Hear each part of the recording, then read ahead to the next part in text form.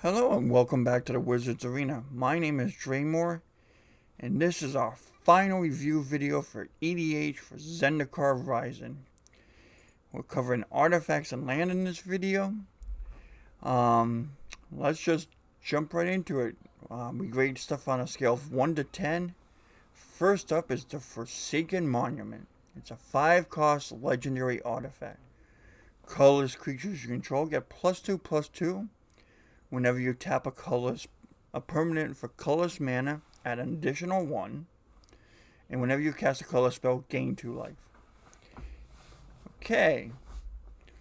I've seen a lot of people talking online that this is a ridiculous card. It's broken as heck. Blah, blah, blah. It's the most powerful thing printed in years. This makes colorless better than white. It does not. It really does not. It's really good, but considering that it's, a colors thing, yeah, you can tutor for it.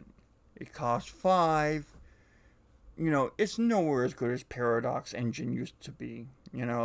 It's okay. Don't get me wrong, it's really strong. It's bonkers, but it's not so warping. I see you playing this in an Eldrazi deck, and I see you playing this in, a really mono artifact deck, maybe Urza artifact. Breya would be kind of a little harder because she's 4 colors. You wouldn't be able to maximize the colors aspect, I don't think, of getting an extra mana. Really solid card.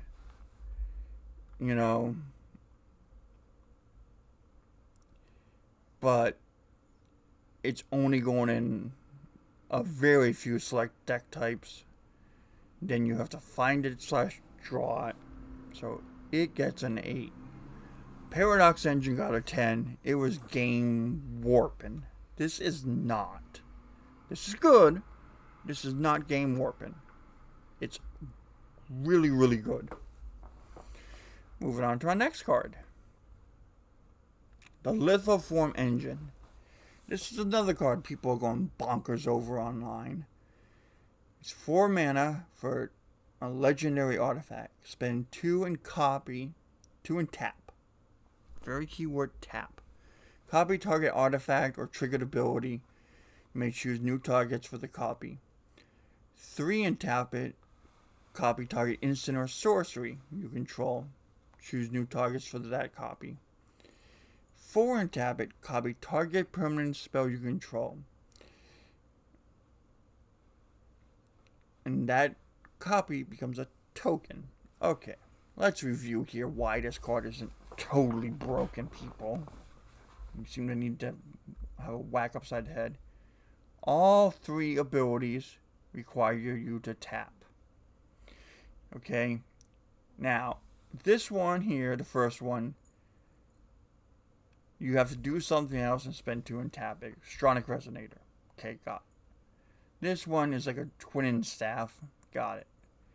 And this one here we've never had before. But you gotta cast a permanent in front of it. I know there's a lot of things that let you untap artifacts like Voltaic Key, Manifold Key, stuff like that. Mind over Matter, if it's legal, and EDH, I forget off the top of my head. But the issue here is you get to do one of these. And you control.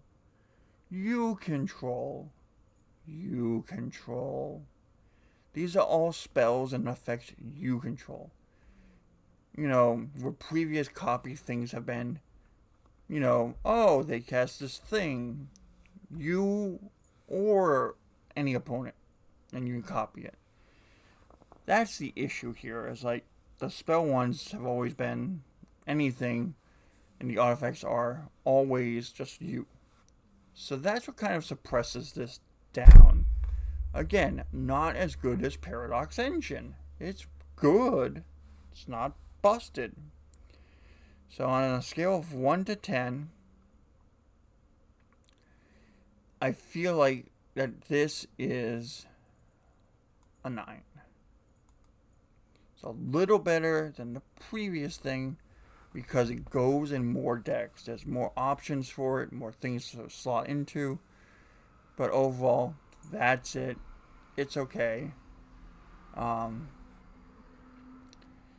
It's not totally broken. It's really, really strong. But they costed stuff, I feel, in appropriate levels. I don't see the rule committee wanting to ban this at all. It's going to be one of the strong cards of the set, but, moving on to our next card. Myriad Construct. It's 4 for 4/4. If Myriad Construct was kicked, it enters with a +1/+1 counter on it for each non-basic land your opponents control. Well, that's some banana sandwich. Because if at 4 mana, you've just kind of been marching out, and it's like turn 4 or 5, and you have a few artifact ramps out, so, with you guys, each of your opponents having 4, 1, player A has 2, player B has, and player C has another one. That's 4 counters there. A little later in the game, it could have 6 or 8 counters. Pretty good. His disadvantage is huge. Whenever he becomes the target of a spell, sack him and create a 1/1 colorless construct equal to the number of tokens on it. So if it had like 5 +1s on it, you get 9 tokens. Like, it's okay, but it's gotta be a target of a spell. So, it doesn't have trample, flying, evasion, anything like that. It's okay, And usually when I say okay, we default and give it a 5. It could be way worse, could be better. It's alright. Moving on. Cleaver Relic. Okay. 3 for an indestructible tap a mana of your end. 1 mana of any color to your mana pool. Okay. Kicker of 3. When it enters the battlefield, if it was kicked, make 2 tokens that are copies of this. Oh. So this is Darksteel Ignite with an upside. For 3 mana, you get Darksteel Ignite. But for 6 mana, you get triple Darksteel Ignite. And several times I'm making decks, I cut Darksteel Ignite because I'm like, it's not that good.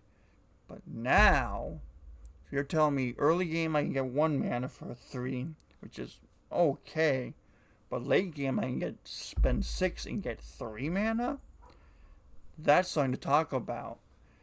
And then if you have things to like, double tokens and stuff like that, now you're really talking. So this buddy here, he's going to get a decent score. He's going to get a 7. He's a really good 3-cost mana rock. You see all 3 of them. 1, 2, 3. Looking forward to it. 3-cost mana rocks are usually not that exciting, but the fact that you have flexibility with this one is what makes them way better. Sort of like the Dreamstone Hedron. Our next card is the lands. That's a lot of them. Now, this one was a hard one to decide on. We currently have 6 lands, which in Commander, we really don't care. We're told the rest are coming. And these are dual lands. So, we gotta kind of think here.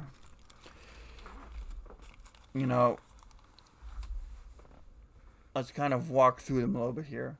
When you play them, you get to name what color you want. So, I'm playing the red one here. I want to play as red or green.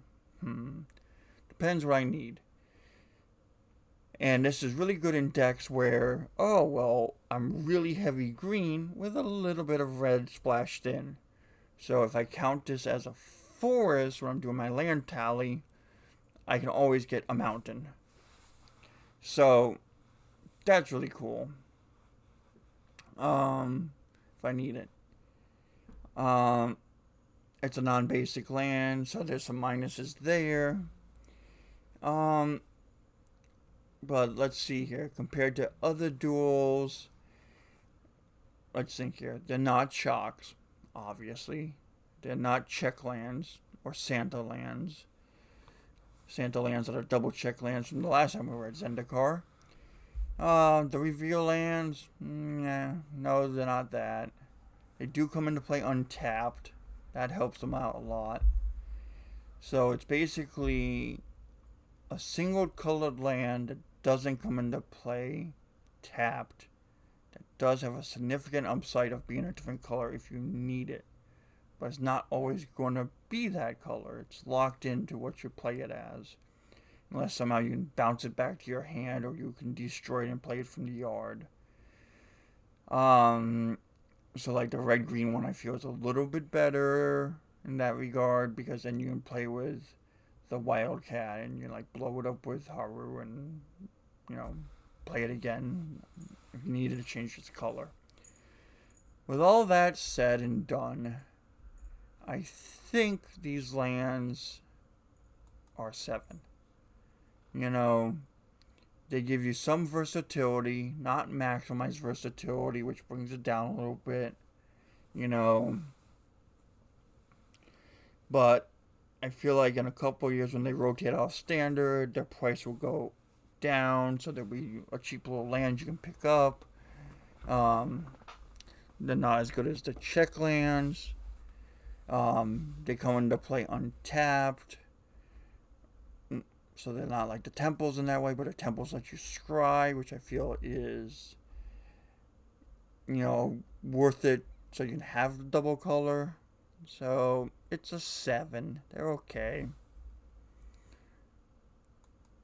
And actually, you know, I typed it back and forth with you guys, and I had said that if I'm like, it's okay, it's a 5. So it's more like a 6. You know, they're pretty good. Our next card is the Crawling Barrens. This I feel is going to be really good, especially in like decks that run the artifact that gives all colorless creatures +2/+2. So for a Crawling Barrens, you get a land that doesn't come into play tapped. It's untapped. Tapped out of colorless mana pool. Spend 4 and put 2 counters on him. Those counters always stay. So like at the end of your opponent's turn, you put a couple counters on it. Then on your turn, you don't have to tap to put the counters on it, which is really good. It's like, okay, my turn. Well, I don't got anything to do with my mana. I'm just going to sink 8 mana into it and smash you for 6. And if I have the artifact out, it's smash you for 8. Like, it's really good. You know, like it. Pretty decent card. It's okay. As a rule of thumb, if it's okay, get the 5. I don't like it. Throne of Malecon. Tapped out of colorless mana pool. 1 and tap it, put a counter on it.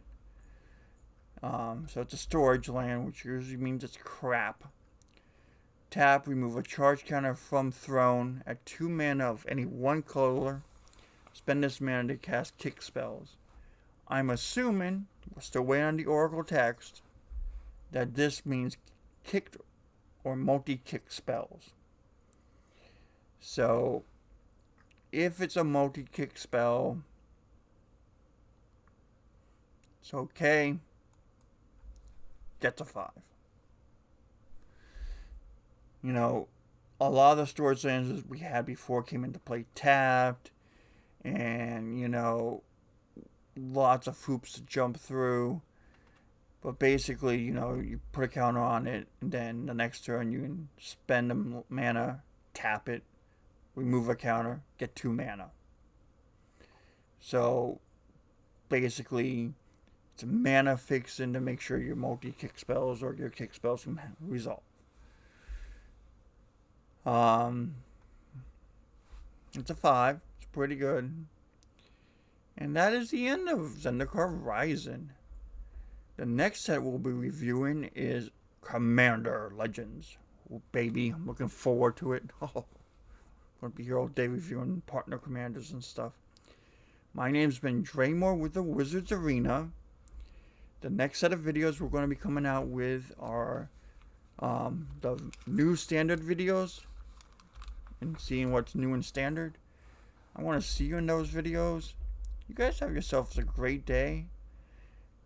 Please like, share, and subscribe, and follow us on the Facebook. And if you're not a subscriber, please throw us a subscription. It will help us out a lot. Trying to grow the channel. And if there's anything you want to see us bring on the channel to you, just let me know. And I'll talk to you later. Have a great day.